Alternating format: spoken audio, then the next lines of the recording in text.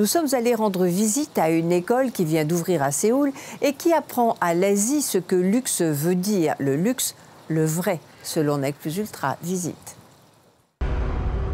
L'un des atouts de réussite des maisons de luxe françaises est d'avoir su anticiper la croissance exponentielle de l'économie asiatique.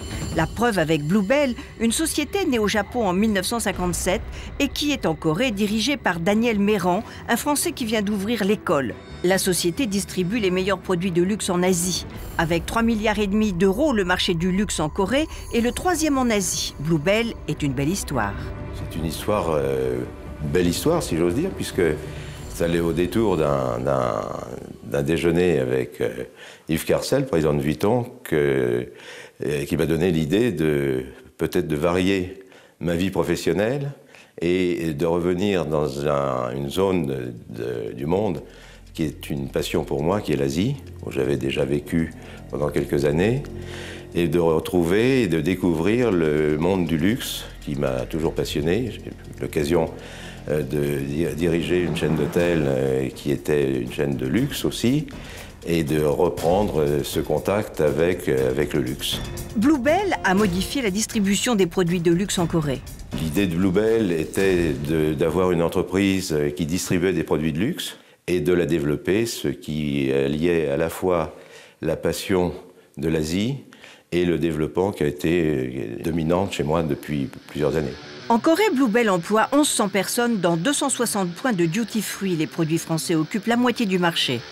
La France est un référent dans le monde du luxe. C'est pourquoi on a pensé qu'en Corée, marché qui était devenu mature sur le luxe, il était important de pouvoir transmettre un savoir-faire et attirer de ce fait un certain nombre de jeunes Coréens vers le monde du luxe. D'où la création du Seoul Institute Luxury Business. On leur apprend les bases de ce qu'il faut savoir, de la façon dont les objets sont faits, de la façon dont il faut les vendre, pourquoi pas, de la façon dont il faut les promouvoir, de la façon dont il faut communiquer pour faire que ces marques de luxe ou ces objets de luxe puissent être vendus.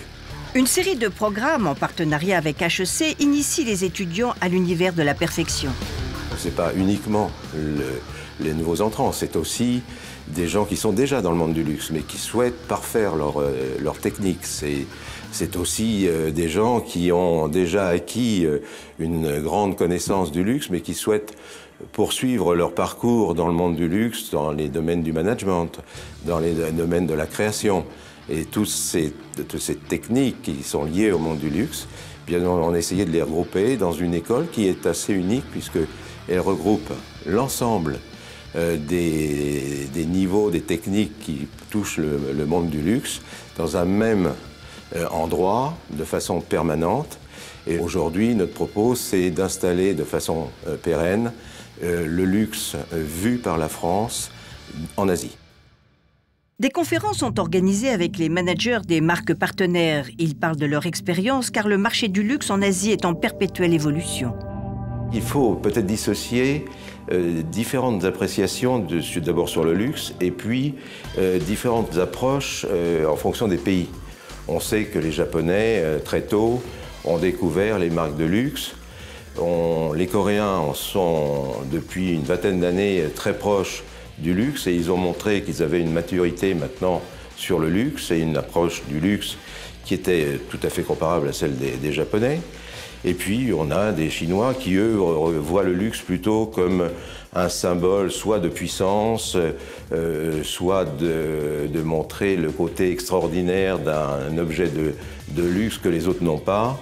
Et c'est ce qui fait la différence entre une approche du luxe, on va dire, généralisée et une approche du luxe d'exception qui restera, pour les Chinois, plutôt événementielle que permanente.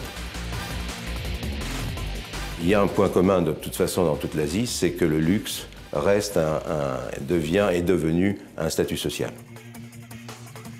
Je crois que très sensiblement, on va aussi vers une certaine sélection dans les marques de luxe.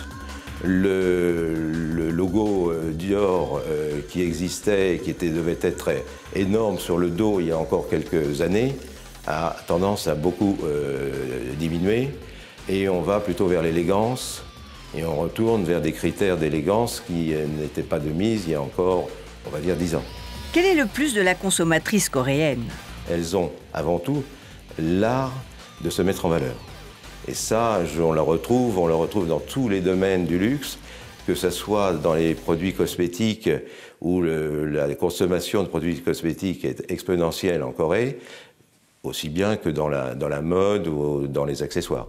Dernières attentes du consommateur?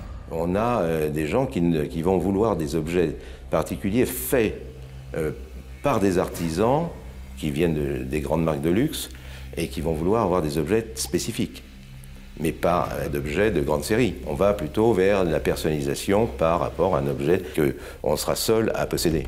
Il faut donc plus de professionnalisme, de qualité dans le service et savoir compter avec l'émergence de la concurrence étrangère. Ça s'apprend, une deuxième école ouvre à Shanghai.